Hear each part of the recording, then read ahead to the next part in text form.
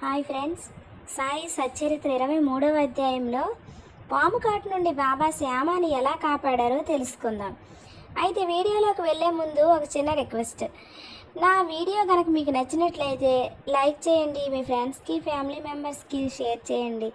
నా ఛానల్లోని విషయాలు మీకు నచ్చినట్లయితే నా ఛానల్ని సబ్స్క్రైబ్ చేసుకోండి. నా ఛానల్లో పూజలు, పరిహారాలు, భగవంతుని ఏ విధంగా సేవించాలి, ముఖ్యంగా సాయినాథుని లీలలు అన్నీ కూడా మీతో పంచుకోవాలని అనుకుంటున్నాను. కనుక మీకు ఇష్టమైతే నచ్చినట్లయితే నా ఛానల్ని సబ్స్క్రైబ్ చేసుకోండి. Thank you friends. ఇప్పుడు వీడియోలోకి వెళ్ళిపోదాం. ఈ కథను ప్రారంభించడానికి ముందు హేమత్ పంత్ జీవుని పంజరంలో ఉన్న రామచిలకతో పోల్చారు. రెండు బంధించబడే ఉన్నాయి, ఒకటి శరీరంలోనూ రెండవది పంజరంలోనూ. రెండును తమ ప్రస్తుత స్థితియే బాగున్నదని అనుకుంటున్నాయి. సహాయకుడు వచ్చి వాటిని బంధాల నుండి తప్పించగానే వాటికి నిజం తెలుస్తుంది. భగవత్ కటాక్షంతో గురువు వచ్చి వారి కండ్లను తెరిపించి బంధ విముక్తులను చేసినప్పుడు వారి దృష్టి అన్నిటికంటే గొప్ప స్థితి వైపు పోతుంది. అప్పుడే గతించిన జీవితం కంటే రానున్నది గొప్ప అని గ్రహిస్తారు. గత అధ్యాయంలో మిరీకరకు రానున్న అపాయమును కనిపెట్టి దాని నుండి అతన్ని తప్పించిన కథ విన్నారు. అంతకంటే ఘనమైన కథను ఇప్పుడు వినండి. ఒకనాడు శ్యామను విషసర్పం కరిచింది. అతని చిటికెన వేలిన పాము కరవటం వల్ల శరీరంలోకి విషం వ్యాపించింది. బాధ ఎక్కువగా ఉంది. శ్యామ తాను మరణిస్తానని అనుకున్నాడు. స్నేహితులు అతని విఠోబా గుడికి తీసుకొని పోవాలని నిశ్చయించుకున్నారు. పాము కాట్లు అక్కడ బాగుపడుచుండేవి. కానీ శ్యామ తన విఠోబాయకు బాబా వద్దకు పరిగెత్తాడు. బాబా అతన్ని చూడగానే కోపంతో తిట్టనారంభించారు. ఓరి పిరికి పురోహితుడా, పైకి ఎక్కవద్దు, ఎక్కితివో ఏమగునో చూడు అని బెదిరించుచు తర్వాత ఇట్లు గర్జించను. పో, వెడలిపోము, దిగువకు పొమ్ము.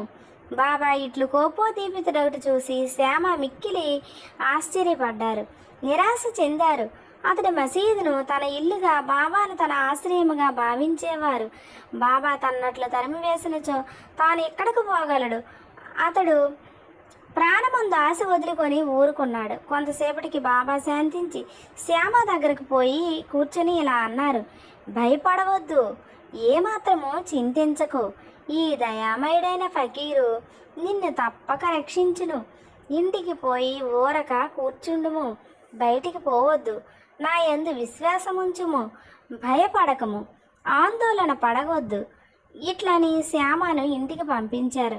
వెంటనే బాబా తాత్యా పాటిల్ను, కాకాసాహెబ్ దీక్షిత్ను అతని వద్దకు పంపి తనకిష్టం వచ్చినవి తినవచ్చని, గృహంలోను తిరగవచ్చని, కానీ పడుకొనకూడదని, ఈ సలహా ప్రకారం నడుచుకోమని చెప్పారు. కొద్ది గంటల్లో శ్యామ బాగుపడ్డాడు. ఈ పట్టున జ్ఞప్తియందుంచుకోవాల్సింది ఏమంటే బాబా పలికిన 5 అక్షరముల మంత్రము, పో, వెడలి పొమ్ము, దిగువ పొమ్ము, శ్యామను ఉద్దేశించినది కాక విషమును ఆజ్ఞాపించిన మాటలు. ఆ విషం పైకి ఎక్కరాదని, అది శరీరమంతటా వ్యాపించరాదని బాబా ఆజ్ఞాపించిరి. మంత్రముల్లో ఆరితేరిన తక్కిన వారి వలె వారు ఏ మంత్రము ఉపయోగించవలసిన అవసరం లేకుండేది. మంత్రబియ్యము కానీ తీర్థము కానీ ఉపయోగించవలసిన అవసరం లేకుండేది. శ్యామ జీవితాన్ని రక్షించట్లో వారి పలుకులే అత్యంత శక్తివంతములైనవి. ఎవరైనా ఈ కథ కానీ ఇంకా ఇతర కథలు కానీ వినచో బాబా పాదాలయందు స్థిరమైన నమ్మకం కలుగును. మాయను మహాసముద్రమును దాటుటకు బాబా పాదములను హృదయంలో ధ్యానించాలి. అయితే ఇక్కడతో ఈ వీడియోని ముగిస్తున్నాను. నెక్స్ట్ వీడియోలో కలరా రోగాన్ని ఎలా నయం చేశారో తెలుసుకుందాం. Thank you friends.